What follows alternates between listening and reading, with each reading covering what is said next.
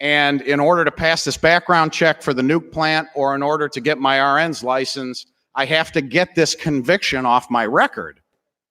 And you have to tell them, I'm sorry, I can't do it for you. I'm a prosecutor. I'm bound by what the law is today in Illinois. And the law in Illinois today is you got a conviction.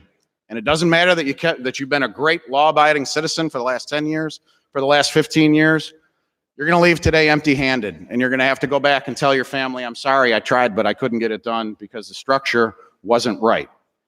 To our credit here in Illinois, we have taken great steps to fix that problem. But when I was handling it, I had to turn a lot of people away and explain to them, I'm sorry, the law doesn't allow the relief that you are asking for. So the reason that I am a strong yes today on this program is to make up for those years that I stood in a courtroom and had to tell person after person who had made a dumb mistake with cannabis, I'm sorry, there's no room at the inn. You can't get the help that you want. You can't help your families. And we have a lot of time to make up for. And I think that is a very big... Representative, your time has expired. Can you just make your final remark? Yes, thank you, Mr. Speaker. We have a lot of time to make up for. This is a chance to do it. I would strongly encourage an aye vote. Thank you. Chair recognizes Representative Mazzocchi. Thank you, Mr. Speaker. On HB 1438, there's clearly a difference of opinion on this issue on both sides. And I do want to say that I am open to persuasion on this issue, although I am glad nobody's trying to persuade me on the theory that this is actually going to bring more revenue to the state, because when you start factoring in the costs, it clearly won't. And I'm old enough to remember the Illinois lottery being our financial salvation as well. Now, I have had residents from my district, many of whom are under the age of 21, want legalization precisely because they are concerned that a conviction on their record would have long-term negative repercussions for their future. But I've had many more call to say stop further legalization. And in fact, one set of parents from Oak Brook were absolutely devastated by the negative impact that cannabis had on their daughter, who has now required long-term psychiatric care. Another told me about how his first experience with marijuana came at the age of 14, when his mother wanted someone to smoke with, and it took him over a decade to break free of a drug culture. And an employer told me he couldn't hire people for good jobs, not because of criminal records, but because federal contracts require people to have drug-free pass for certain tasks. Parents have also told me that they fear their children are going to be targeted under this law with products, with edibles in particular. And these high potency products, we're not putting any limit on potency, are actually going to be far more dangerous than what people may have experienced back in the 1970s or even the 1990s or earlier. My local state's attorney, my DuPage County sheriff, they're opposed to this. They've told me about all the lives they've witnessed who have been ruined by cannabis use. The DuPage County Health Department estimates for every dollar in promised revenue, it's going to cost at least $4.5 to give additional support to those who wind up having problems with cannabis. We also got the historical precedent of Colorado, which includes an increase in homeless populations, and the bill doesn't prepare for or solve that. It's not going to solve the criminal record concerns because, of course, everyone still faces liability at the federal level.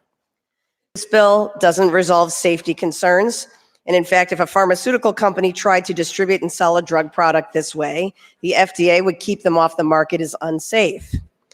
And in fact, let's also think about another product that the FDA did say was safe and effective for certain uses, opioids, that have now devastated entire regions in this state. The bill is still going to require a big law enforcement presence. We're going to have DUIs where people will die, and we don't have a good field test to even address this issue. The oral clear gum is touted online as a way to fool the cheek swab saliva tests. The bill doesn't have protection for property owners. If a home grower operation starts driving down property values, what remedy do neighbors have? In my district, some homes are separated by only 10 feet. What rights do those neighboring homeowners get against neighboring cannabis users? But when it comes to some other specifics in the bill, number one, we actually are putting our community colleges at risk. On the accreditation side, the Higher Learning Commission Practice 7A obligates colleges offering certification programs to warn students of all the risks and consequences that may result from the program. Are we going to actually start hiring lawyers for them? The Higher Learning Commission Assumed Practice number 10 requires legal compliance. You can't violate federal law, and now we're encouraging them to do so. Accreditation criteria 2A also requires operation with ethics and integrity. And again, you can't say that with a program designed to help violate federal law. On possession, the definition of a person on page 15, lines 12 to 16, is not just an individual. It includes businesses, corporations, limited liability companies. That's a problematic definition, because all of the possession limits that you've set are defined not by an individual, but by a person. So you could have one address with 50 different LLCs, each owning 30 ounces. So those limits that you put into the statute are effectively meaningless. And on the social equity component, I want to be clear, it's highly likely in litigation most, if not all, of the social equity components will fall under constitutional challenge. But I would also like every member who's counting on that social equity applicant status as your way to get the piece of the pie to look at the bill, because on page 17, where it's defined, starting at line 24 through page 18, line 18,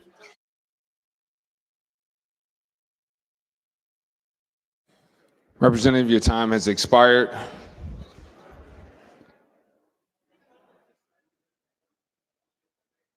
Representative Chesney, do you wish to yield your time to Representative Mizaki? I do. Representative Mizaki for an additional 5 minutes. thank you.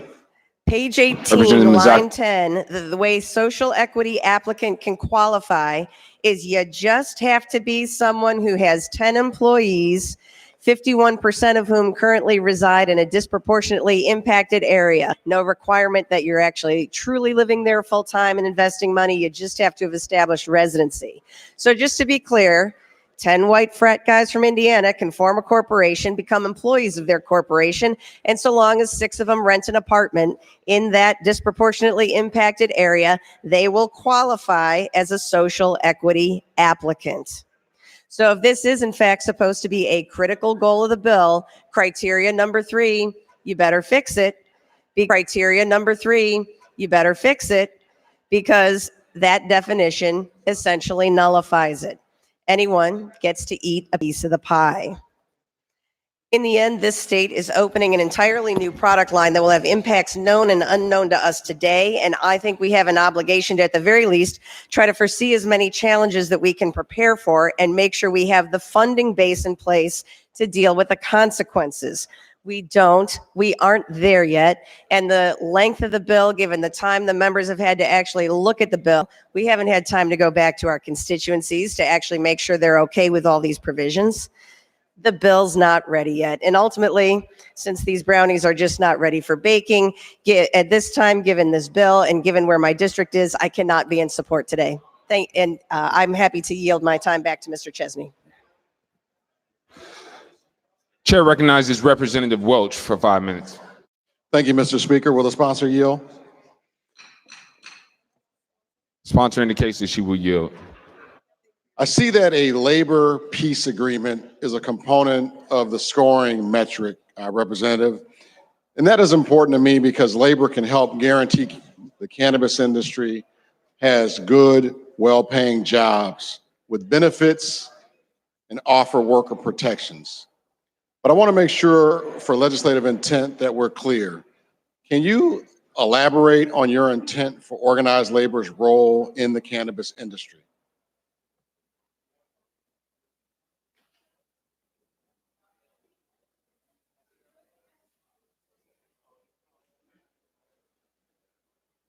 My time is ticking.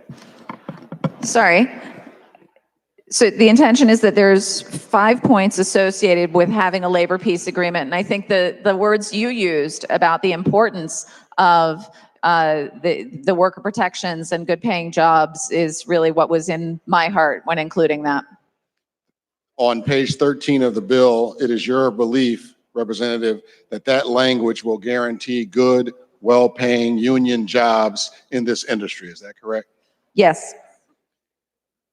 If the efforts to achieve social equity that's been discussed here today are unsuccessful, will there be any remedy to ensure us an avenue towards social equity? Yes, after the issuance of licenses to current medical dispensaries in January 2020 and the first issuance of licenses to new market entrants in July 2020, the Illinois Cannabis Regulation Oversight Officer will conduct a disparity study of the market. The study will be completed by March 1 of 2021. What is the purpose, Kelly, of the disparity study? Why did you include that in the bill? The disparity study will examine the social equity applicant program and other measures intended to infuse new entrants into the market. It will determine how many businesses could have applied to be social equity applicants and would have been qualified to participate in the adult use cannabis industry. It will then look at how many of the licenses were awarded to social equity applicants. The study will then compare whether that number matches the participation level that you would expect to see given the number of available businesses in the market. Will the disparity study examine the medical market as well? Yes. Will the disparity study also look at how many businesses are owned by minorities, women, veterans, and people with disabilities? Yes. What will the state do if there is a disparity in the number of businesses owned by social equity applicants or the number of businesses owned by minorities, women, veterans, or people with disabilities? The licensing agencies have the authority to modify their application processes and scoring criteria to address any disparities that are identified. Thank you, Representative. To the bill, I want to commend the sponsor for her years of labor on this issue. I've been here 7 years, and I know she's been passionate about this the entire time I've been here. I want to thank her for collaborating with Black Caucus members, Leader Jahan Gordon Booth and Representative Sonia Harper, Senator Kim Lightford, and Senator Toy Hutchinson. They worked extremely hard to put this bill together. The social equity applicants piece in this bill, that is extremely strong, ladies and gentlemen. The criminal history relief program is extremely strong. The opportunity for Black and brown ownership is real, and the opportunity for good, well-paying union jobs is solid. I don't know how anyone could be against that. I urge a yes vote on this very important economic development bill in the state of Illinois. Thank you, Mr. Speaker. Members, we still have many people seeking recognition on this measure. Going forward, we will no longer yield time. You need to fit it into a 5-minute time period. Representative Villa will be recognized.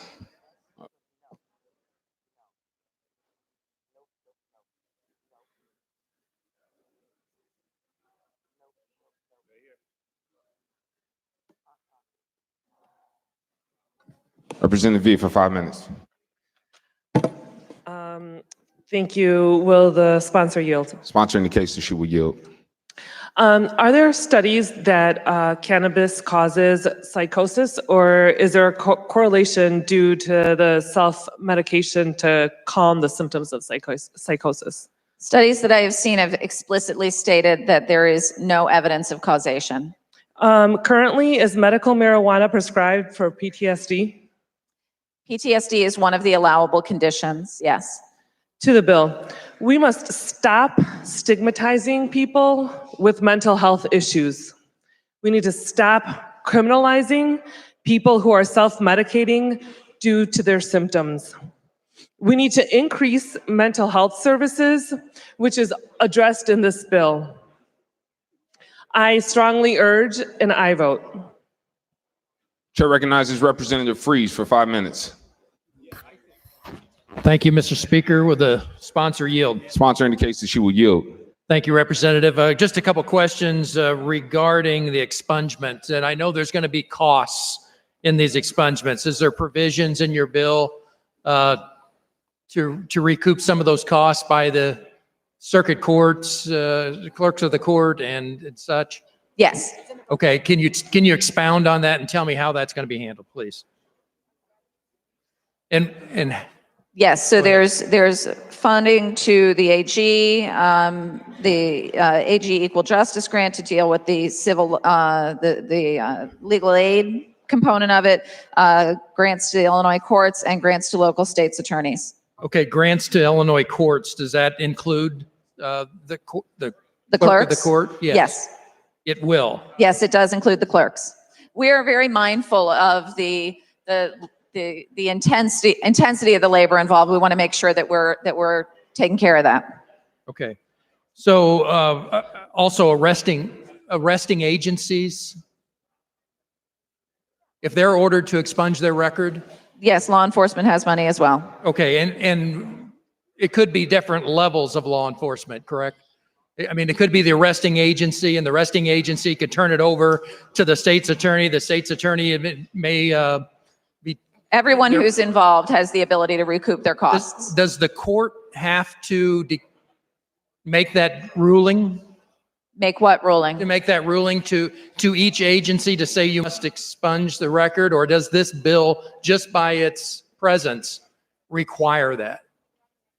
Or does it require a judge to actually look at each case and say, yes, this agency? In the automatic ones, the judge, it is brought before a judge, yes. Okay. And then the other layers, individuals go before a judge. And the judge is going to decide Yes. which of those layers. Okay. Thank you very much. That's all I got. Chair recognizes Representative Bennett for 5 minutes.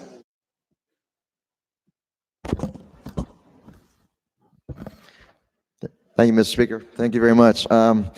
Appreciate the conversation, the opportunity to have this dialogue. There's a lot of issues going on here today, and I appreciate that.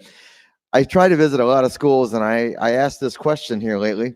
And the question I asked is, what do you think about legalizing marijuana? In the class I was talking with, a few students smiled and smirked and laughed, but then a young lady in the middle of the front row said this. She said, why? Why? Why legalize recreational marijuana? Today's marijuana is more dangerous than ever. Today, the drug is up to 20 times more powerful than it was in the 70s. The medical literature is consistent in this message. Marijuana is addictive, both psychologically and physiologically. There's a direct association between the frequency of marijuana use and the THC potency with the development of mental health issues. And we heard some of these earlier: psychosis, depression, anxiety, suicide, reshaping of brain matter, and addiction. Chronic adolescent marijuana use has been correlated with cognitive impairment and a decreased ability to do well in work or in school. A study of 30,000 Americans showed that participants who used marijuana were 2.6 times more likely to abuse prescription opiates. And yes, it's a gateway. Other various health effects of marijuana are these: difficulty thinking, making decisions, solving problems, distorted perceptions, impaired balance and coordination, problems with learning and memory, irregular heart rhythms, respiratory problems, and greater risk of lung infections, and paranoia, acute psychosis, including hallucinations, delusions, and loss of identity.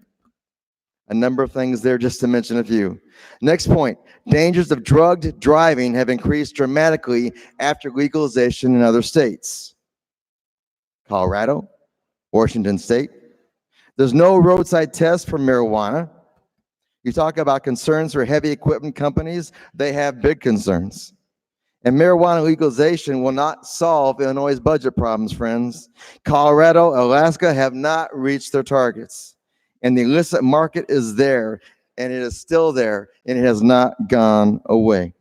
There's a number of organizations I do want to mention that are not in support of this, including these: American Academy of Pediatrics, they're against this. The American Medical Association is against this. American Society of Addiction Medicine is against this. American Heart Association is against this. American Academy of Child and Adolescent Psychiatry, there you go, try that one, is against this. There's a number of those. In addition,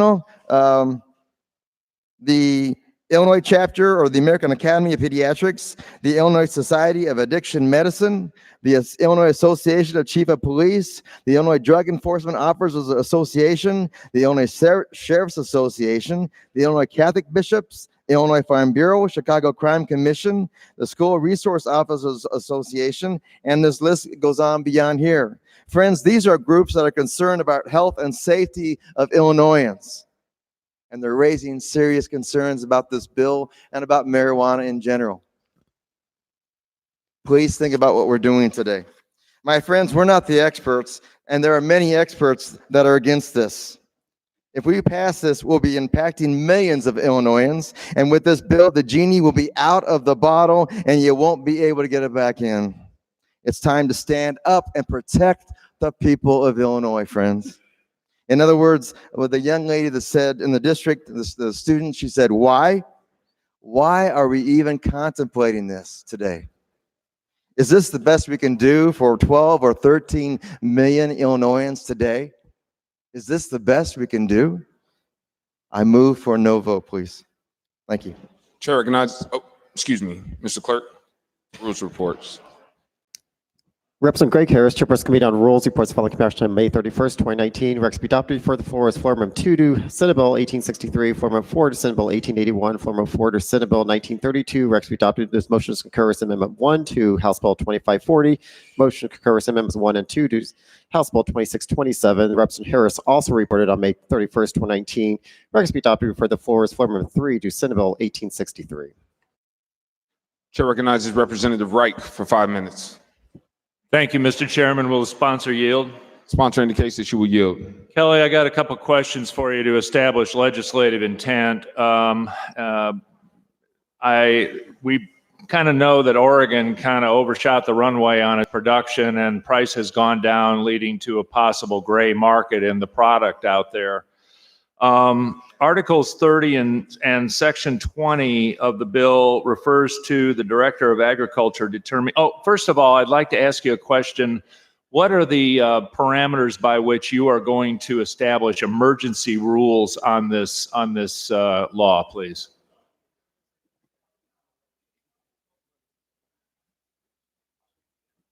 So the emergency rulemaking is related only to things that are time sensitive, such as the pieces that have to be put in place before January 1.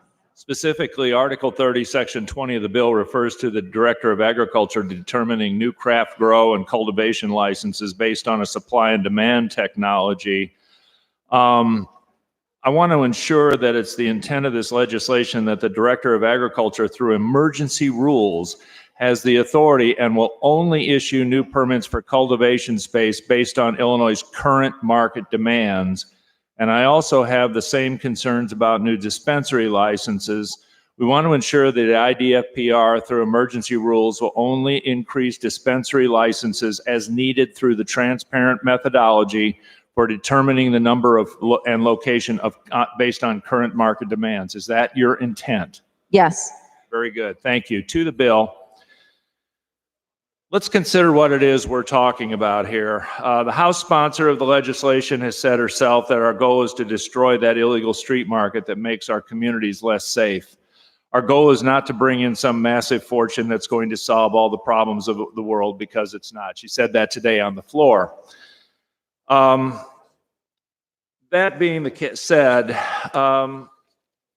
we are in a condition where reducing or removing penalties for cannabis possession without regulating production and sale simply rewards the one group that is most able to rush in and fill out the demand, the very criminal element that we're trying to eliminate. In an article published in March in National Review, the author makes a pretty good point that free market capitalism unleashes awesome forces. The quest for ever greater profits stimulates innovation in products and production processes, yielding a wider range of cheaper and more effective products in which consumers can indulge and sometimes overindulge. That's a blessing in the case of 99% of products, but not all. The article goes on to say that an intermediate step between allowing full-blown open market would be to issue licenses for production and sale to nonprofit entities or co-ops with boards constituted to protect public health and with charters that limit their mission to meet existing demand, thus undercutting the illicit market but not promoting greater consumption. Legalizing a for-profit industry is a one-way street. Once we do it, there'll be no going back, and we run the risk of opening up a whole new set of problems. Prudence dictates that we walk before we start to run. Legalization is not a binary choice. There are varying degrees along which we can legalize production and sale without putting it in the hands of companies whose sole reason of being is to expand the market for their product. An intermediate step is fully called for and can fully be done. Even though Colorado has had legal sales since 2012, they're still establishing baseline evidence to determine the effects of legalization. There's a cautionary note in the October 2018 report from the Colorado Division of Criminal Justice that states, the information presented here should be interpreted with caution. The majority of the data should be considered baseline and preliminary, in large part because data sources vary considerably in terms of what exists historically. Consequently, it is difficult to draw conclusions about the potential effects of marijuana legalization and commercialization on the public, safety, health, or youth outcomes. This suggestion would, I think, argue in favor of a sensible middle way. I want to see this illegal market shut down as well, but I believe a well-constructed and enforced regulatory scheme that limits its reach to doing it would be a pretty good way to do it. After 10 years or so, let's see if what happens and then decide whether to go full legally. Final sentence, Representative. Thank you, Mr. Speaker. If after 10 years or so of hard evidence, we find that our fears of increased use with all the attendant social fallout that accompanies it have been unfounded, then we can expand for a for-profit market. After all, what is the rush? I urge at this point a no vote because of this one issue alone. Thank you. Chair recognizes Representative Tarver. Thank you, Mr. Speaker. I'll try to be brief as possible. This is not about criminal justice reform at all. And anybody who says that it is a liar. I'll tell him or her to their face. If it were about criminal justice reform, you don't have to have revenue tied to it. If the administration, if this body was serious about criminal justice reform, there are a lot of bills that could have passed this session that have not, related to housing and other things. This is about money, period. I find it offensive, absolutely offensive, that in light of all that law enforcement has done and been the front line on the war on drugs, which is really a war on black people, brown as well, but primarily black people, to come in and then say they want an 8% premium off the top. Nothing to tell us how much money they need relative to implementing this program, but instead there's $100 million in revenue, we want $8 million. $1 billion, we want $80 million in discretionary funds. It's absolutely offensive. The only people that benefit in these situations are white people, primarily rich ones. I'll be very clear about that. With the war on drugs, black people went to prison primarily. You know who benefited from that? White people in rural communities. I know, I visit prisons. That's where my cousins and friends are often. That's who benefits. And then now, criminal justice reform has been held up for long enough for primarily rich white people to have a market to invest in, and now all of a sudden, it's okay. Now it's okay to expunge records, and not enough, by the way, at all. But now there's a market, now it's okay. That's a problem. That's offensive to me as a black man on the south side of Chicago, quite frankly, where I was born and raised. I've seen what this has done to our communities. I have no real faith in trailer bills and things like that to make this program better. I have faith in Christian Mitchell, quite honestly, another black man who gave me his word that we will work on this stuff going forward. The reality of it is, this is absolutely a travesty to suggest that we truly care about criminal justice reform. We've had 50 damn years to work on the issue. Nobody saw fit to do it. And then all of a sudden, when there's the opportunity to make money from the same things that decimated our communities, all of a sudden it's about criminal justice reform. It's offensive. And I mean, quite frankly, if it were not for you, Christian, I promise you, I would have no support for this bill. Chair recognizes Representative Robinson.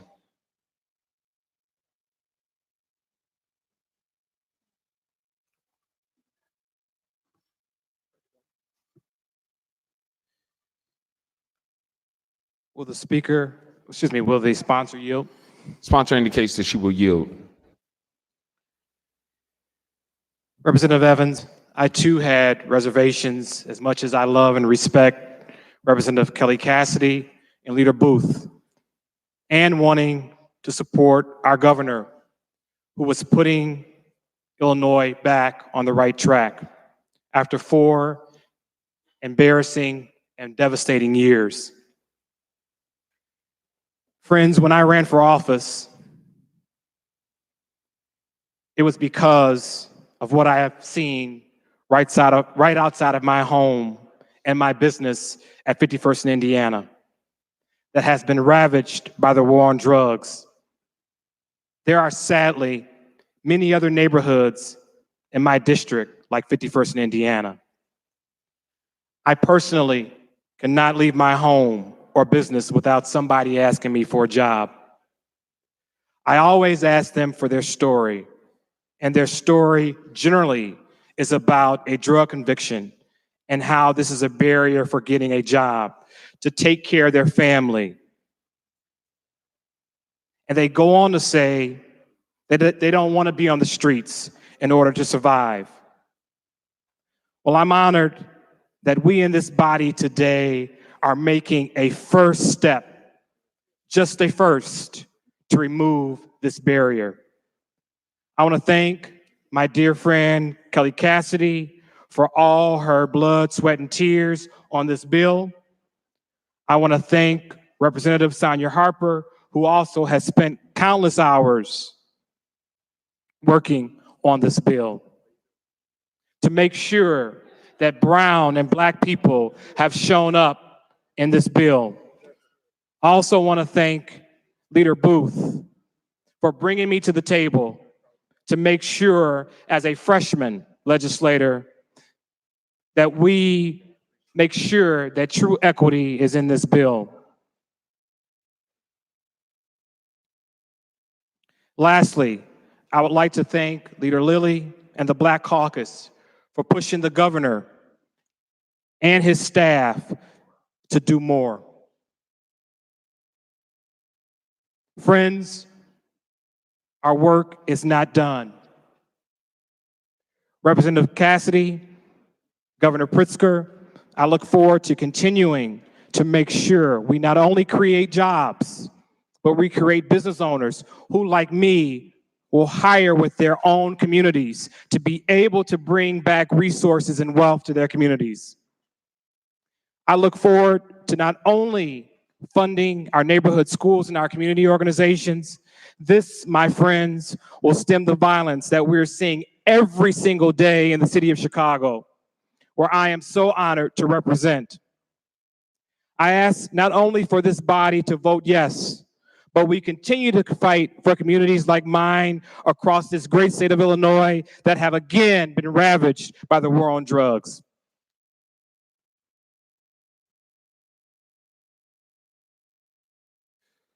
Chair recognizes Representative Morrison. Thank you, Mr. Speaker. To the bill. And we've already covered, I think, child safety, which I'm deeply, deeply concerned about, highway safety, neighborhood safety. So I want to focus on workplace safety. This bill allows for zero tolerance at work, but Illinois is going to have even more difficulty finding workers who will meet this standard. I want to share with you some recent headlines. Wall Street Journal. Headline, legalized marijuana creates headaches for some hiring managers. Companies, quote, companies facing a shortage of employees from healthcare workers to forklift operators are confronting a new challenge, finding candidates who can pass drug tests in states that have legalized marijuana. New York Times headline, economy needs workers, but drug tests take a toll.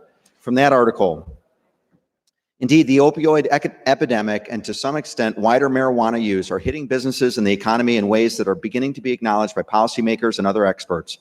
Were it not for the drug issue, said Mr. Kruger, who served under Barack Obama on the Council of Economic Advisors, workers trapped in low-wage jobs might be able to secure better-paying, skilled blue-collar positions and a toehold in the middle class, unquote. The Toronto Star, quote, high employees mean high, meaning under the influence. High employees mean higher costs when pot is legalized. CEO Kevin Nouveau said this, it's more difficult to find new recruits, typically young men who can pass pre-employment drug tests. Even during the recruitment phase, where we warn them we're going to do a test, a surprising number still test positive. This is from the USA Today Network, question and answers on medical marijuana laws in Ohio. You don't want the worker to be in a safety-sensitive position. Even if he's sweeping the floor, if he doesn't have his wits about him and he's near a press or another piece of machinery, he could get hurt, which would be workers' comp. If it's an injury to a coworker, it's workers' comp. If it's a third party who's hurt, that is a lawsuit. And finally, from Occupational Health and Safety, headline, Marijuana's Negative Impact on Workplace Safety and Productivity.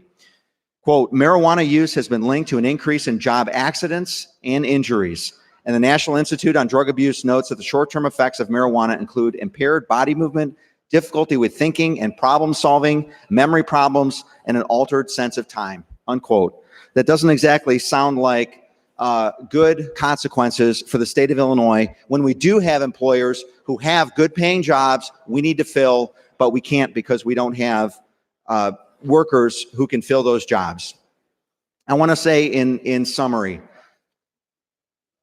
this bill undermines our efforts to make our state safer for adults and kids, to ease the burden on our human service providers. In Chicago, I attended a Human Services Committee hearing where an executive director with an addictive services organization said, you're going to increase the burden on us. You're going to increase the burden on our social safety net. How are we going to pay for that? This bill is being rushed through. It is way too comprehensive. There are pieces of it that I could support, but on balance, I ask for a strong no. Thank you. Chair recognizes Representative Bryant for 5 minutes. Thank you, Mr. Speaker. I'll try to honor that 5 minutes for sure. Thank you. Will the sponsor yield? Sponsor indicates that she will yield. Thank you. Representative, you answered a lot of questions last night, and I just came up with one I don't think got answered, but if it did, I missed it. It is in regard to the community college pilot program. There are 7 sites. 8, actually. 8. Thank you. There are 8. I don't know that it was ever answered how those 8 locations are going to be determined. That's up to them. It's up to the community colleges to choose to engage between the program itself is administered by the Community College Board and the Department of Ag, but they volunteer to participate. So there'll be an application. What's your intent? Is there to be an application process?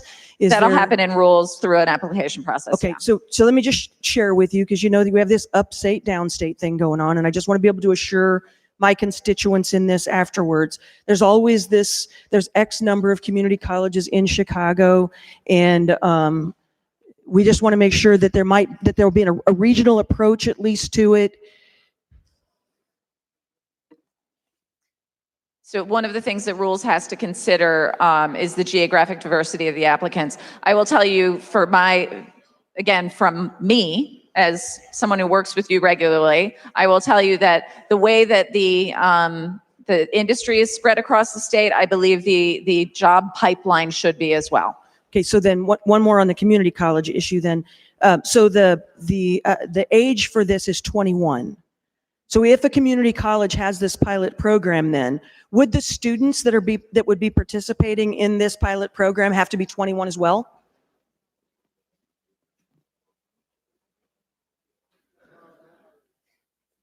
We do specifically allow students at 18 to participate, but we also explicitly require, just as we do within the facilities themselves in terms of seed to sale tracking and weighing waste, every bit of product that is created within the community college program must be destroyed within with approval and oversight by the department. So they would have no access to take product. And again, this is up to the community colleges to choose to participate in. But a community college could make as a part of this rule that you could not be under 21 to participate? I believe the school could decide to do that, yes. Okay. Okay, so let me go then to the bill. Thank you for answering the questions. So there are a couple things that I just want to make sure that I say today, because first of all, I want to say to my colleague on the front row who brought a skillet and an egg with him today, and was then later demeaned by a member of your own party on your side, on your side of the aisle about that. I am of the age group that particular advertising campaign went forward, and I can tell you that those who grew up in my generation, that did make an impact. When you did see an egg frying in a skillet, it did make an impact. And although it's over 30 years old, what works in one generation doesn't automatically be a failure just because some other years have gone by. So I thank you for bringing that in again today, because I've used that with my own children. That being said, on this, the other statement was made that the medical marijuana program has been successful. And I do want to say that I'm in full support of the medical marijuana program. We'll continue to do that, and I believe later today there'll be a vote on that to make it permanent, and I will be voting yes on that bill, because I believe what we did right in that was make it a pilot program that was over 4 years long, actually, and we did that right. So because my time is running out, I want to make sure that I say this today. I don't care what color somebody is. They could be black, brown, green, purple, yellow, white. I do not care. Know what I care about in this? I care about my 4 grandchildren. I care about my 4 grandchildren who 20 years from now are going to be coming into this body or close to it and trying to figure out what we've been trying to fix for the last couple of years in here, and that was what the generations before us did wrong with tobacco. In 20 years from now, my grandchildren and your grandchildren are going to be looking at us and saying, what were you thinking? I urge a no vote. Chair recognizes Representative Swanson. Thank you, Mr. Chair. Does the sponsor yield? Sponsor indicates that she will yield. Thank you. One quick question, and I've got some other comments here, but first I'd like to, I know you opened your statements out with saying money doesn't matter in this, but I think it does. What are some of the expected revenues that we can project from this bill? The anticipated revenue in this first year is 58 million. We anticipate over the course of about 5 years getting to approximately 500 million. 500 million. In a mature marketplace. Okay, because I noticed, I just checked Colorado, they're just now at $1 billion in sales, and they've taken in $200 million in tax revenue. So I don't know, we may have some extremely different calculations with our legislation, but they're right at 200 million, and they've been doing it for quite a few years. So what was that number? To have a lower population but a higher use rate. We've looked at population and usage rates in every state to do these projections. Okay. What was that number again? Which one? The first, the expectations and growing up to 58 to just north of 500. Okay. So based upon 500 million, you anticipate an additional 100 million going to mental health then, because I believe that's 20% of this would go to mental health. That's yes, that would be an estimate, but yes. Okay. To the bill, some of the numbers I've seen coming out of Colorado on some of the revenue brought in by recreational marijuana in Colorado compared to the expenses of growing and mental health issues, growing social service issues, is anywhere from $3 to $4. So it was mentioned that possibly bringing in $500 million in revenue. That's $1.5 billion in additional cost to a budget such as ours that's struggling already. I would like to point out an article I found. The Colorado Springs Gazette was the initial author of this, and it was repeated in the Galesburg Register Mail on the 1st of September. It says marijuana advocates can no longer claim legalization is devoid of catastrophic results. The Denver Post analyzed federal and state data and found results so alarming. They published a story last week under the headline, "Traffic fatalities linked in marijuana are up sharply in Colorado. Is legalization to blame?" Of course, legalization is to blame. It ushered in a commercial industry that encourages consumption and produces an ever-increasing supply of pot. substantially more potent than most users could find when the drug was illegal.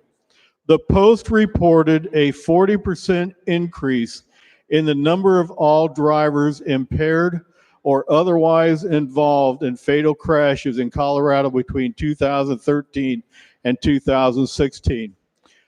So I looked at this article and I thought, that's pretty extraordinary, a 40% increase. So I called my local car insurance salesman and I asked him, I said, hey, let's run some numbers. I said, what would my car insurance rates be in Colorado compared to what I pay in Illinois? So he told me he was just happened to be working with a 22-year-old girl who had just recently been in his office, who was going to go to school in Colorado. So he ran the numbers for her. If she moved her residency to Colorado, her insurance rates would go up $85 a month. $85 a month. Quick math on that puts a little over north of $1,000 a year just for one car for one young lady.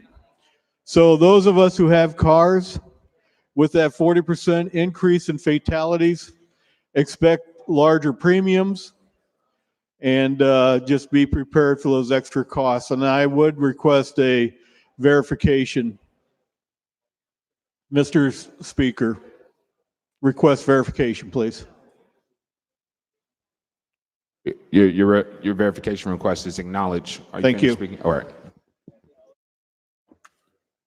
Members, Representative Swanson has requested a verification.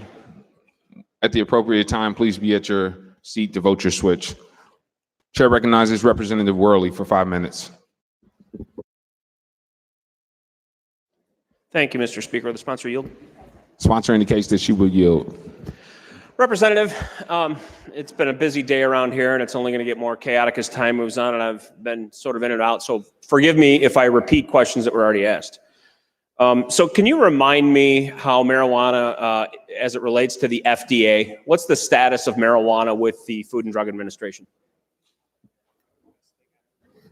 I don't know that the FDA has a position on cannabis.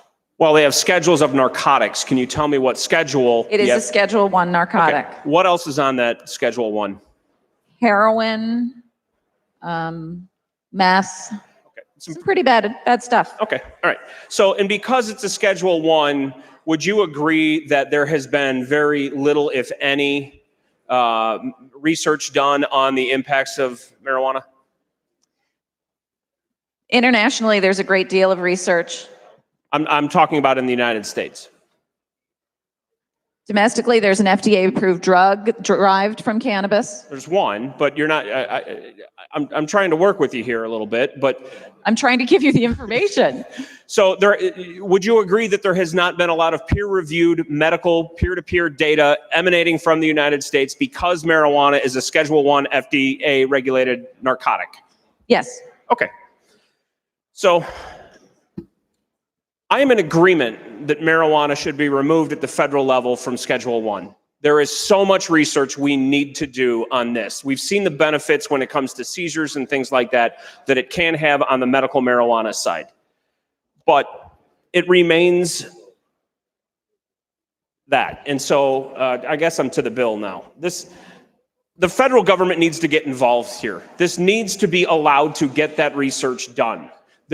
We do see positive things, studies from around the world, I'll admit that, and with medical marijuana. However, it remains illegal for banks to participate in this market. There are regulatory problems when we had the federal firearms debate and on the gun debate, and there are boxes that check that this would directly impact. This is still a federally Schedule 1 narcotic, and that's unfortunate. We need to do those studies. However, we all took an oath to uphold the United States Constitution. So I am a process guy. I believe in following the law. That's a major hang-up for me. Now, there's another admirable part of this piece of legislation that I somewhat question. This is about a business environment in areas that desperately need business, and that's laudable. I agree with that. We need to encourage business in every area of this state. But this bill alone will not provide all the jobs in those areas that one needs to lift those entire areas. We need the pro-business, the pro-economic development things that members of this side of the aisle desperately clamor for to help all communities in Illinois. This is not the silver bullet that's going to save these communities from decades of just poor business climate in the state of Illinois. Everybody deserves a job. Everybody deserves the right to become an entrepreneur. And this isn't going to go far enough to save those communities. We need to do a better job at this. Unfortunately, as much as I really am not concerned about what adults do on their back patio on a Friday night, that is not for me to decide. This is still an illegal drug. It needs to be removed from Schedule 1. We need to do these studies because as we see with tobacco 50 years ago, it wasn't that big a deal. And now we see, this state included, tobacco 21. We're taking steps because we've realized that tobacco is a harmful chemical. It has detrimental effects to brain development. It causes cancer. We don't know what the studies are on marijuana, but we should get those. We should make an informed decision on what the long-term implications are of marijuana. I wish I could support this legislation because, as I said, I'm not concerned what adults do on their back patio on a Friday night. But I want the process to be followed on how we remove laws that we don't agree with and how we institute laws based on science and data, and this one just isn't there yet. Thank you. Chair recognizes Representative Wheeler for 5 minutes. Thank you, Mr. Speaker. Will the sponsor yield? Sponsor indicates that she will yield. Representative, I'm just going to walk this as quickly as I can because I know this has gone on plenty long. Is marijuana an addictive drug? I'm not going to say it's not addictive, but there is dispute about that, quite frankly. I believe that anything is addictive. I tend to have a lot of problems giving up chocolate, frankly. Well, my health department in my home county says that is an addictive drug and it's a problem in our community. Is alcohol It's far less drug? addictive than alcohol or tobacco or heroin, of course. That is alcohol, and you said alcohol is an addictive drug. You answered my question there. I have a question going back to youth possession. We talked on, I think 4 years ago, Kelly, on this topic when you ran the decrim bill about, I asked you a question about what happens if a young person under 21 is found in possession of alcohol, whether they're driving or not. Right now, they lose their driving privileges, and if they do it again, they lose it for longer, and if they do it a third time, they lose it indefinitely. Do you recall that conversation? Yes. And I was hoping, looking forward to seeing if we had actually made these two on par. If marijuana possession for someone under 21, under your bill, if they have possession of the substance, it's my understanding that's still going to be just a citation offense. Is that correct?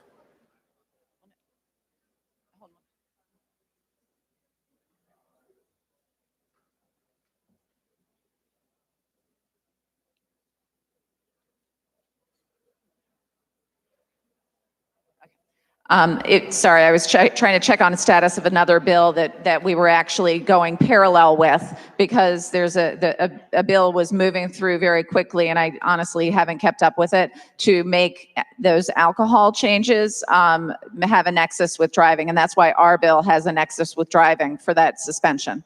So which way are you're saying that this bill then only removes driving privileges if it's it has a nexus with driving, correct? Right, because it was anticipated, and I believe it has advanced that there's going to be a requirement of a nexus with driving for the alcohol as well. So we did not want to have a disparate impact. So we're moving one in the correct direction, one in the other direction, effectively to get them so that if you have possession of alcohol. The intent was for them to be aligned, yes. Okay, I appreciate that because my concern is and has been that we're pushing, based on the way we've defined our penalties, one or the other, both addictive issues for young people, and I'm very concerned about that part of it. And when you brought that up, that's why we were mindful of that as we approached this. I'm grateful that is in place here. Let me just quickly about going back to that 4 years ago. You talked about law enforcement about a saliva THC test that was mentioned at that time as a way we could actually detect drunk driving. Do you recall that part of the conversation? Yes. Tell me how many local and state agencies have actually implemented the equipment and training that goes along with that? I know of Carroll Stream, and I got a text message during debate that Chicago is as well, but I don't have that. Okay. Other than coming from a reliable source, other than that, I can't verify that. Okay. Well, thank you for the answers to the questions. I'm going to go to the bill, Mr. Speaker. Ladies and gentlemen, the ideas here about how the law enforcement element of this should work, to me, are kind of the cart in front of the horse. If we really care about public safety and we're concerned about how people are going to be dealing with driving impaired, this is something we should have in place first and then follow this process. This to me is just backwards. The elements of the idea of a person who is under the influence of marijuana, driving, if you purchase an alcoholic beverage, there's a period of time after which you may be able to drive again with certainty. With marijuana, I don't know if people know the answer to that question, and there's no way to be tested, there's no way to test yourself. We are doing things in the wrong order here. At this point, I urge no vote. Thank you. Chair recognizes Representative Miller for 5 minutes. Thank you, Mr. Speaker. To the bill. I know it's part of human nature to prefer to believe what we prefer to be true. And I know a lot of things that we think about marijuana.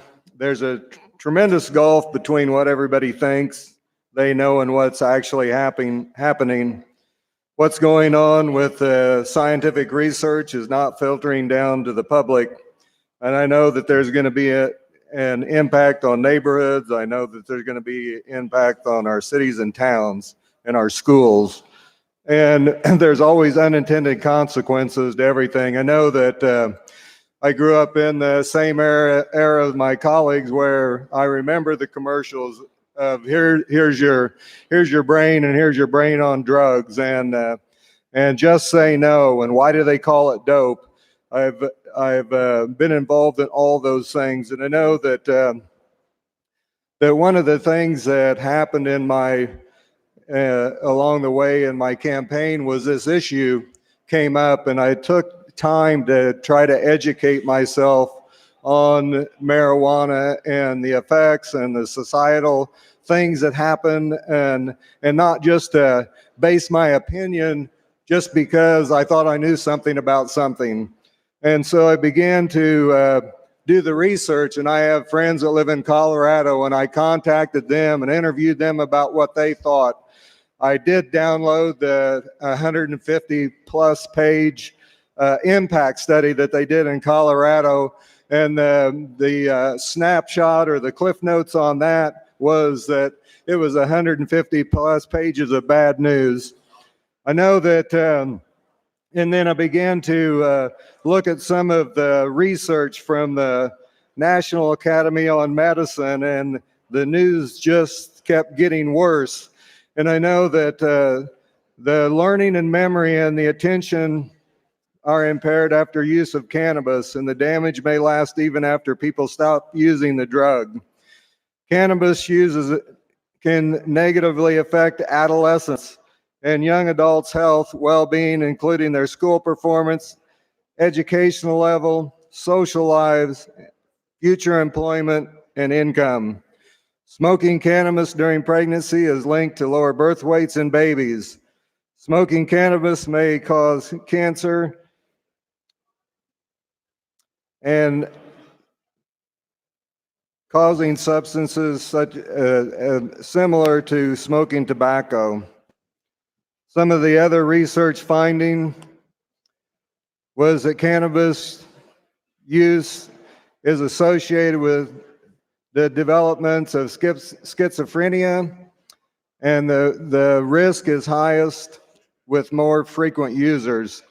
The more a person uses cannabis, the more likely they are to develop an addiction to it. Heavy cannabis users are more likely to report thoughts of suicide than non-users. Frequent and long-term cannabis use may be linked to worsened symptoms in individuals with bipolar disorders. There may be a link in using cannabis and becoming dependent or abusing other substances, including alcohol, tobacco, and other illicit drugs. And so one of the things that I did was base my decision on this bill based on education, based on research, based on interviews, based on talking to people that have actually experienced the use of this drug where it's legal. The time is right now, and it will never be right to create an environment where there's more of an opportunity for kids to have access through this drug, through gummy bears, through cookies, through all kinds of things that they will find attractive. And so because of all the things that I have done through the educational process, I would encourage a no vote on this. Thank you. Chair recognizes Representative Flowers for 5 minutes.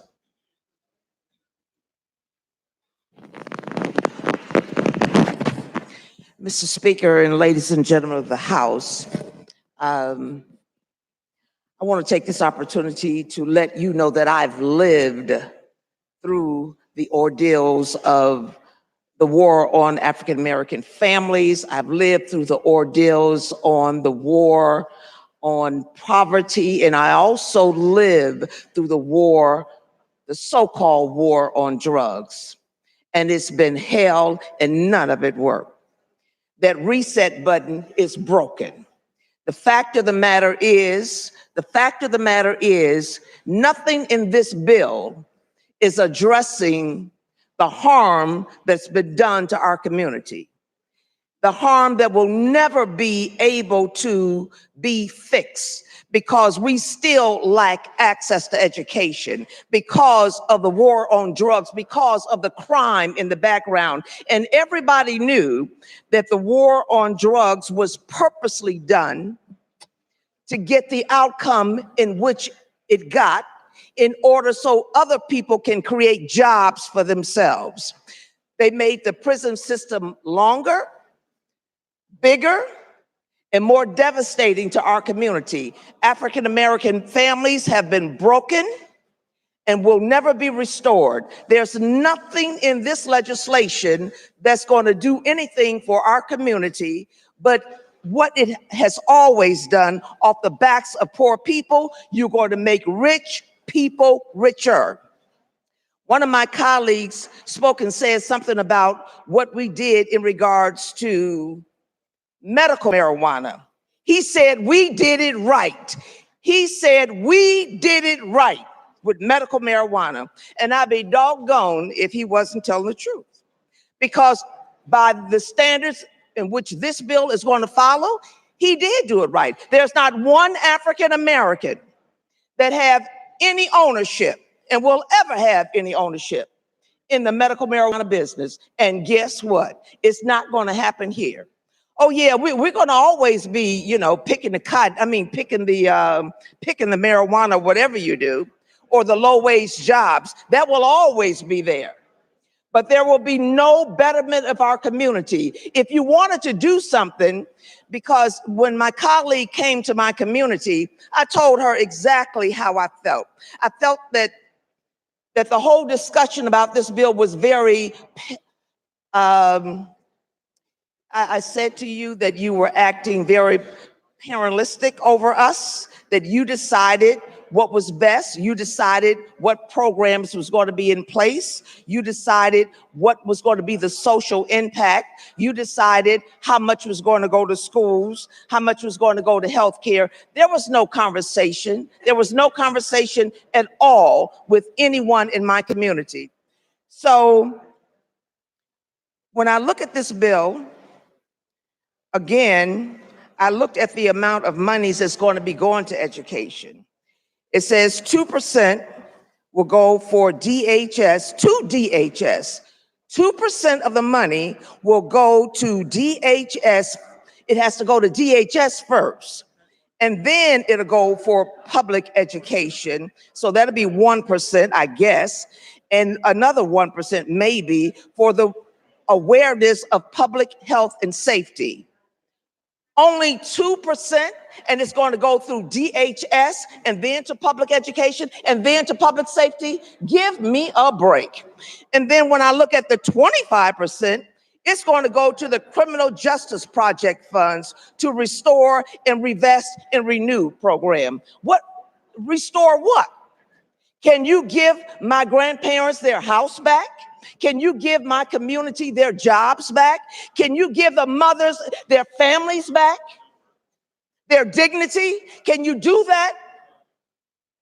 What do you mean? How is this agency, the purpose of the Criminal Justice Information Project Fund, the agency, the purpose of ICJ's agency is to reduce terrorism. How is this agency? It's not going. Why is it that my community have to be treated any differently when the Italians was having their fights? For some reason, now most of them have restaurants. Talking about you, Gianluca, I love you, man. and so the Italians wasn't. They were given businesses. Representative Flowers, can you please make your final comment? That's exactly what we need. We need the opportunity to create jobs. We don't want you or your board to give us anything, Representative. If you get out of our way and get this X off our backs, like the law says it should be for expungement, these kids should not have this X on their backs because of that. But if you get out of our way, allow us the same opportunity to go to school and get an education, we can do the same thing that any other community has done. If you keep the drugs out of our community, if you keep the crime out of our community, if you stop bringing your illicit drugs in our community, all of this stuff never would have happened. So my point to you and you, a no vote. Thank you. Chair recognizes Representative Buckner for 5 minutes.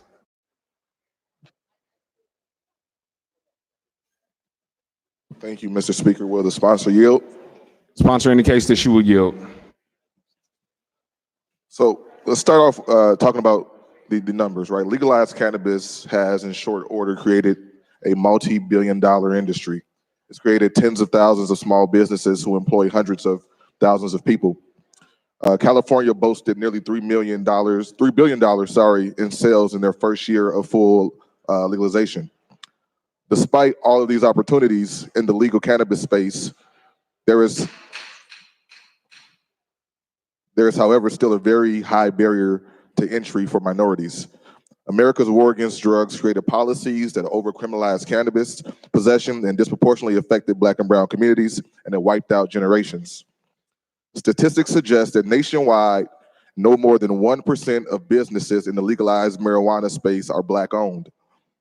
Even with the decriminalization of cannabis, Black people are almost 4 times more likely to be arrested for marijuana possession than their white counterparts, even though usage is statistically even.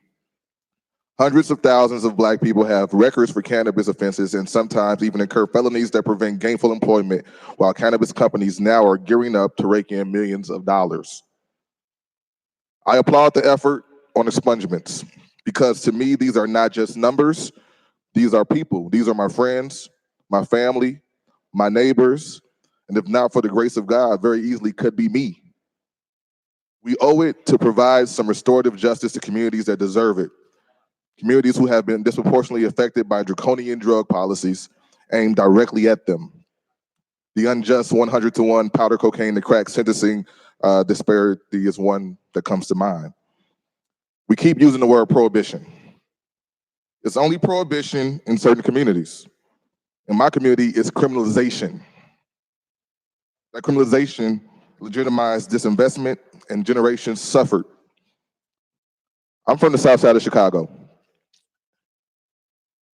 and specifically from an area that's known as the Wild Hundreds, right?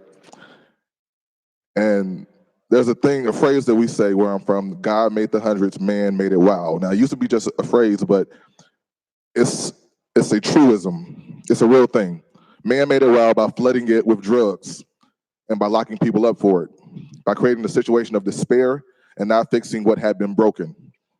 I welcome many of my colleagues on either side of the aisle who don't have firsthand knowledge of what the war on drugs really, really looks like to come home with me and see it for yourself.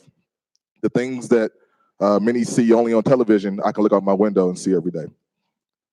I'm ashamed that it seems that only once the realization that cannabis can make a lot of people very rich, that we concern ourselves with the restoration of communities. And only when we figured out that there was money involved in this, that we become concerned with righting the wrongs of the past.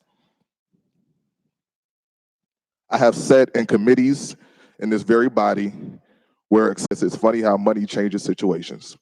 That's where we are today. Is it that magically on January 1, 2020 that marijuana is no longer bad? No, it wasn't bad when Black folks, brown folks, and poor folks started going to jail for it, but it served a different purpose. We have to do better. I'm reminded of something I was told a long time ago. If you stick a knife in my back 9 inches and pull it out 6 inches, that's not progress. If you pull it out all the way, that's still not progress. Progress comes only from healing the wound and can never happen if you don't even admit that the knife is there in the first place.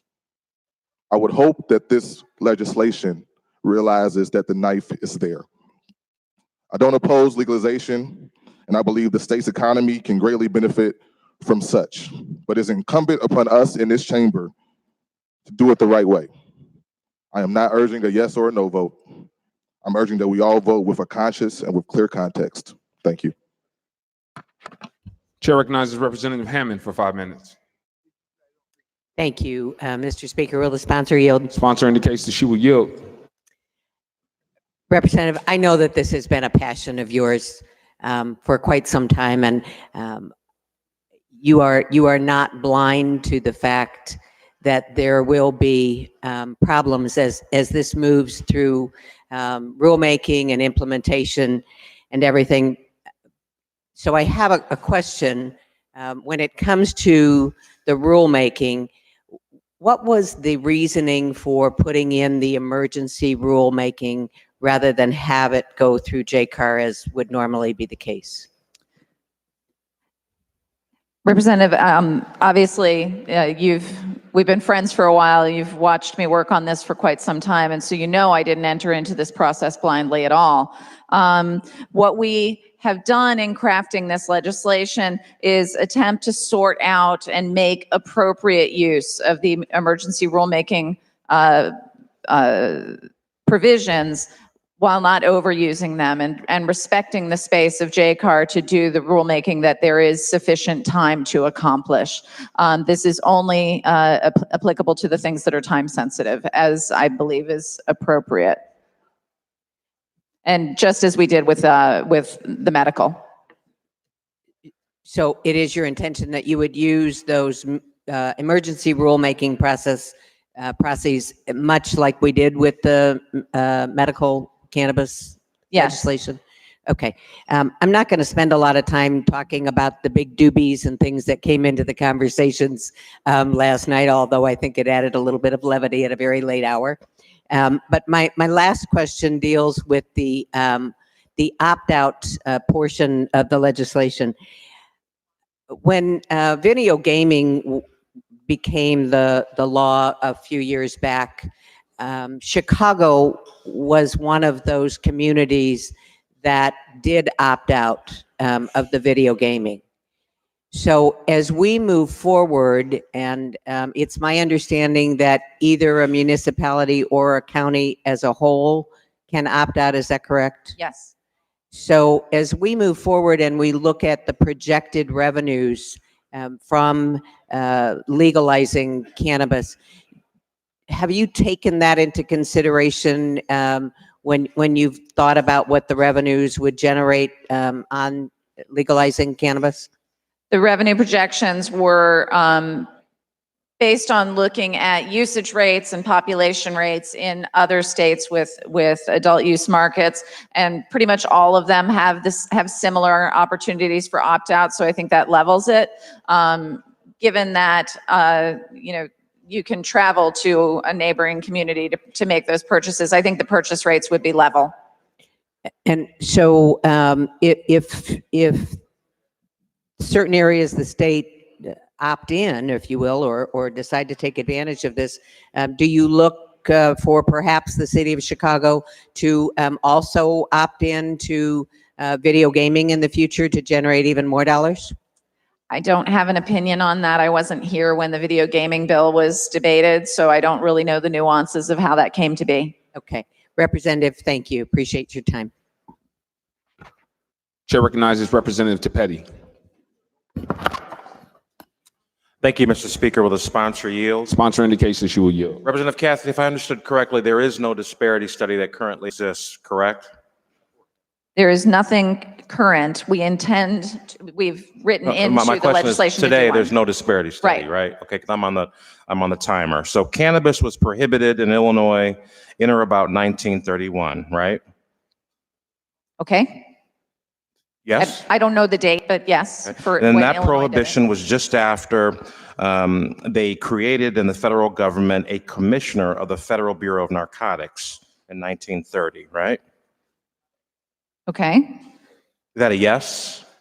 I don't have the materials in front of me that you have, so I'm going to take your word for it. All right, and then in October of 37, Congress effected the Marijuana Tax Act of 1937, correct? Again, I don't have the materials in front of me that you have, so I'm going to take your word for it, and I trust you on this And then at because that you've done your point, work. the assaults on the disproportionately impacted communities effectively began, correct? I would agree. And then in 1951, the Boggs Act was enacted, which established a mandatory minimum of 2 to 10 years in the penitentiary and a fine of up to $20,000 for a first offense for marijuana possession, correct? Again, I do not have the materials in front of me, but I do believe you and trust you with your research. And then in 1956, the Narcotic Control Act was passed, which increased penalties and introduced the death penalty, correct? I trust your research. And then in 1970, the Controlled Substance Act was enacted with the support of Nixon, combining all the previous acts into one piece of legislation, correct? Again, I trust your research. And at that time, there were 5 categories for drugs, and cannabis was deemed to be a Schedule I drug, meaning that it was a drug that had, quote, no currently accepted medical use in treatment in the United States, correct? Yes. And as we sit here today, cannabis is still a Schedule I drug, correct? Yes. And other Schedule I drugs are heroin, LSD, ecstasy, MDMA, correct? Yes. Does cannabis have, quote, any currently accepted medical uses in the treatment in the United States? There are significant medical authorities that would say yes. Then why is it still a Schedule I drug? And the FDA approved an epilepsy drug specific. So then why is it still a Schedule I drug? They're still doing research, and I'm not a member of Congress. So then in the 80s, we saw the frying pan and the egg, and a significant increase in incarcerations for nonviolent drug crimes, correct? Yes. In fact, in 1986, the Anti-Drug Abuse Act was enacted, which established more mandatory minimum prison sentences for drug offenses, correct? Yes. For example, it allocated longer prison sentences for offenses dealing with crack cocaine and shorter sentences for offenses dealing with powder cocaine, correct? Yes. And people from disproportionately impacted communities were targeted and arrested on suspicion of drug possession at higher rates than people not from those communities, correct? Yes. And then that then led to a disproportionate incarceration rate between people from these targeted communities and those people not from those communities, correct? Yes. In 2013, and I heard one of my colleagues mention some of these statistics, a study was done by the ACLU that found that a person who looks like me is more than 3 times more likely to be arrested for cannabis possession than to my colleagues to my immediate left and to my immediate right, correct? Actually, I was referring to a later one, but I'm familiar with that one as well. All right, fair enough. Now, the social equity program in Article 7 of the bill is designed to achieve what purpose for the people of the state of Illinois? The disparity study will examine the social equity applicant program and other measures intended to infuse new entrants into the market. It will determine how many businesses could have applied to be social equity applicants and would have been qualified to participate in the adult use cannabis industry. But at the end of the day, what is the purpose of that social equity component of the bill? Why is it there? Why is it important? As we create a new industry where individuals and businesses can profit from the sale of cannabis, we recognize that individuals in certain communities have faced higher levels of arrest and incarceration for violating the prohibition of the sale and possession of cannabis. The social equity applicant program reconciles this reality by giving additional points to individuals who have been personally impacted by enforcement of cannabis-related laws or who come from communities that have been negatively affected by high enforcement of cannabis-related I've got laws. 6 seconds. Is it narrowly tailored to achieve the purpose? Representative, can you please make your final remark? Did she hear my question? I think she answered it. I didn't hear it. I think we got cut off. Did you ask, is it Well, narrowly hold on. I got tailored to cut- achieve your goals? Is that what you said? Well, just to back up, that I was asking about the purpose of Article 7, and you were going through what you believe the purpose was. And then my last question was whether or not the bill is narrowly tailored to achieve the purpose that you were mentioning.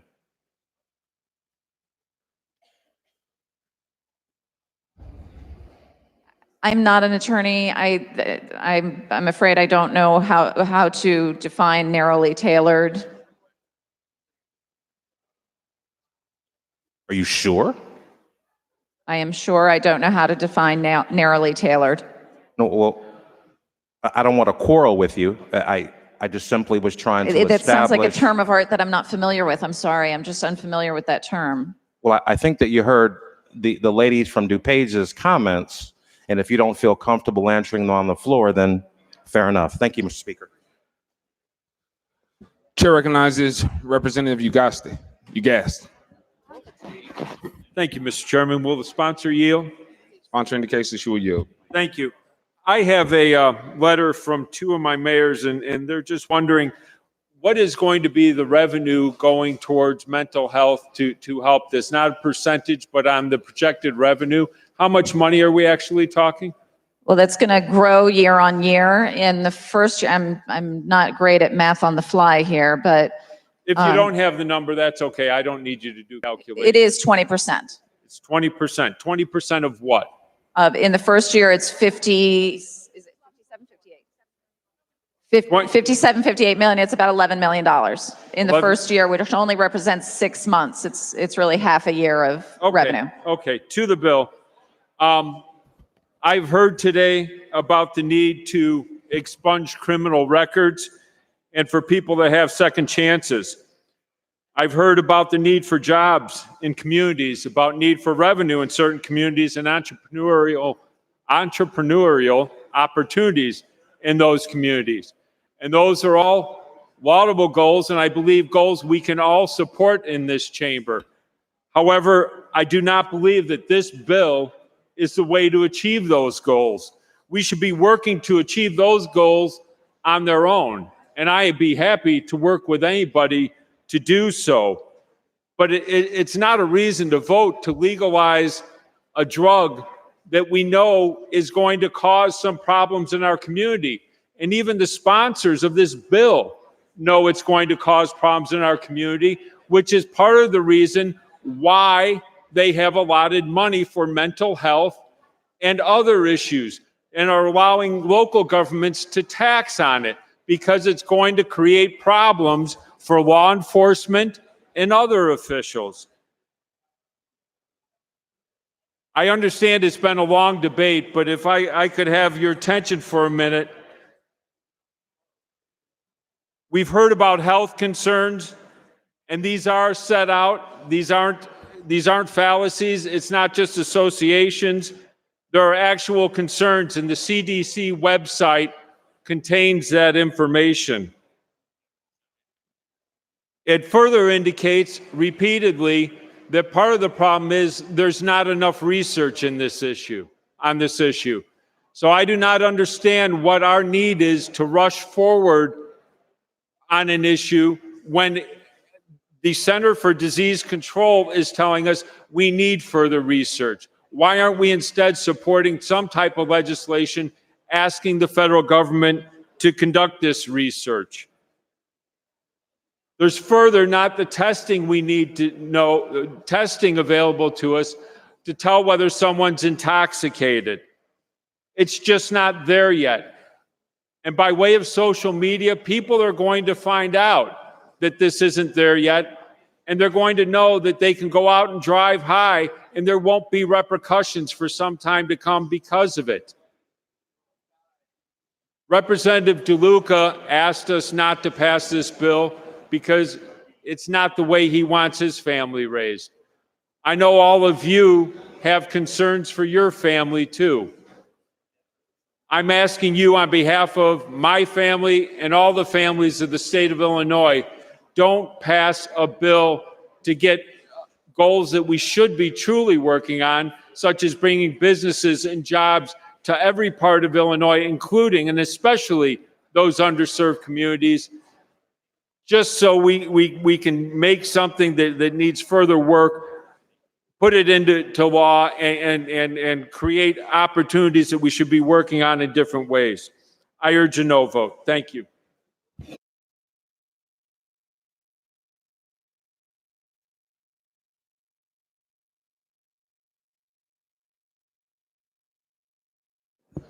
Members, Batnick will be our final speaker.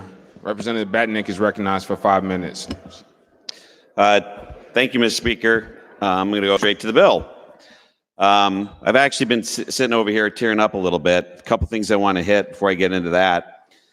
I got a chart here that was sent to me about youth marijuana prevention. It says that Colorado spends, I think, $32 per student. We're going to spend 56 cents, which does seem appropriate.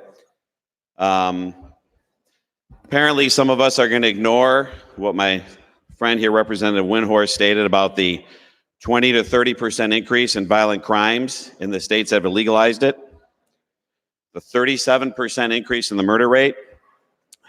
But you know, some people like to tie those to other things. I think what troubles me the most, personally, is the psychosis and young people and what happens with marijuana use when the brain isn't developed. I actually came into this issue neutral and wanted to do some research, and I think if somebody's coming into this unbiasedly, they will find out that there's plenty of doctors they can talk to, studies they can find that say there's definitely a strong link between marijuana use and schizophrenia. And the hard part about ignoring all that bad stuff is that in July of 2000, I got a call. I got called 3-4 times when I was at a party with my mom, say, "Come home, when you coming home, when you coming home." I'm like, why is my mom 30 years old? Why does she keep bothering me when am I coming home? Came in and sat down in the chair, and my mom let me know that somebody that was basically like a little brother to me had schizophrenia and committed suicide.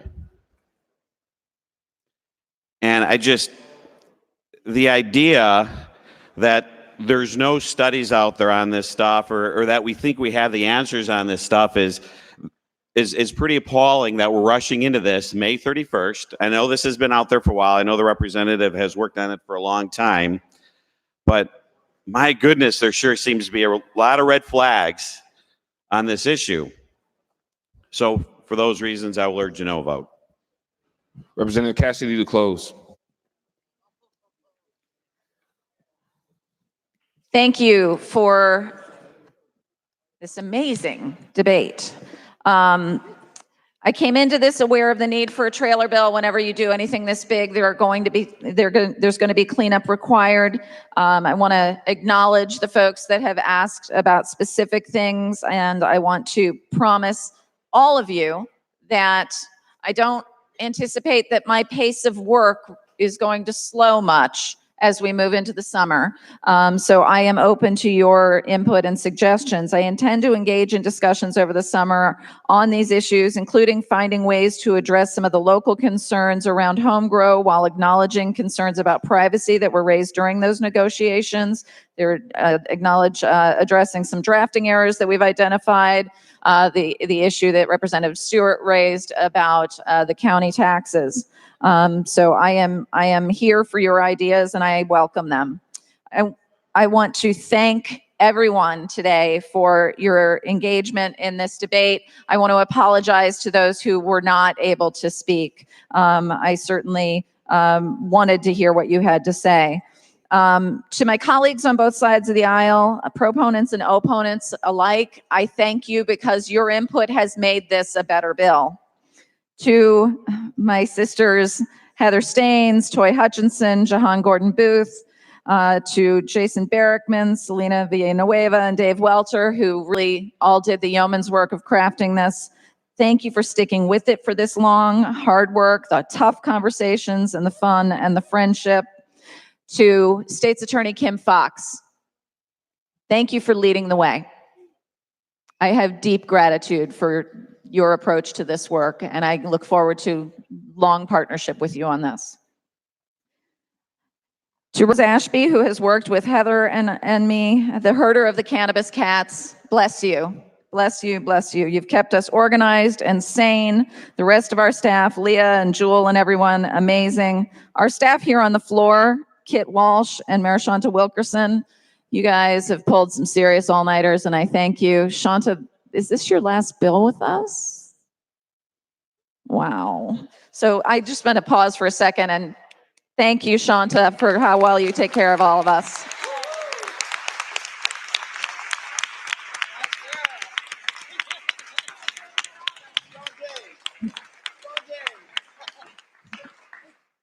To the folks at the Marijuana Policy Project, and especially Chris Lindsay, your expertise was invaluable. Governor Pritzker and the team, especially Christian Mitchell, who I miss here in this chamber, and Marty Torres. Governor, you came along at the perfect time. You grabbed an oar and you helped us row to shore, and I thank you for that. To the activists and advocates who haven't seen exactly what they want from this, today is a beginning. We've said that multiple times to my colleagues and to the folks who have interest in this issue. This is a beginning. It's the beginning of the end of the war on drugs, the beginning of us finally having rational conversations about cannabis and of working together to improve this policy. I urge an aye vote. Members, verification has been requested by Representative Swanson. Please be available at your chair to vote your switch. The question is, shall the House concur in Senate Amendment number 2 to House Bill 1438? This is final action. All those in favor signify by voting aye. All opposed by voting nay. The voting is open.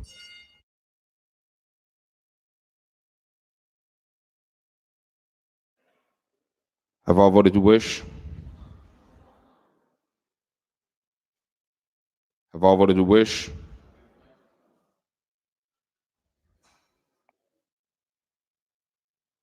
Have all voted to wish? Mr. Clerk, please take the record.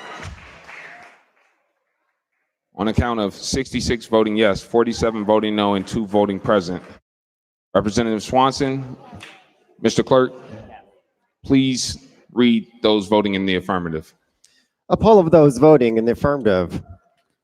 Representative Andrade, Representative Arroyo, Representative Bristow, Representative Buckner, Representative Burke, Representative Carroll, Representative Cassidy, Representative Connor, Representative Conroy, Representative Costa Howard, Representative D'Amico, Representative Davis, Representative Didich, Representative Evans, Representative Feigenholtz, Representative Ford, Representative Gable, Representative Gong Gershowitz, Representative Gordon Booth, Representative Greenwood, Representative Guzzardi, Representative Halpin, Representative Harper, Representative Harris, Representative Barbara Hernandez. Mr. Clerk, Representative Swanson would like to withdraw his verification request. And on that, there are 66 voting in favor, 46 voting opposed, 2 voting present. And on this question, the House does concur with Senate Amendment number 2 to House Bill 1438, and this bill, having received a constitutional majority, is hereby declared passed.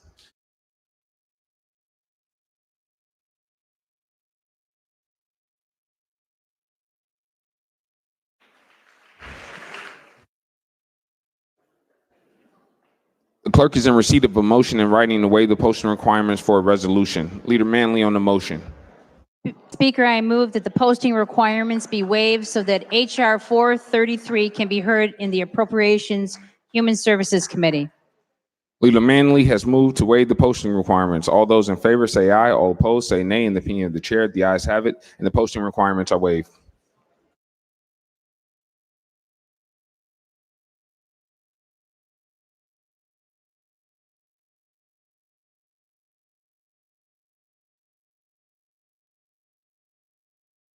On page 4 of the calendar, under Senate bills on third reading, we have Senate Bill 1932 offered by Representative Carroll. Mr. Clerk, please read the bill.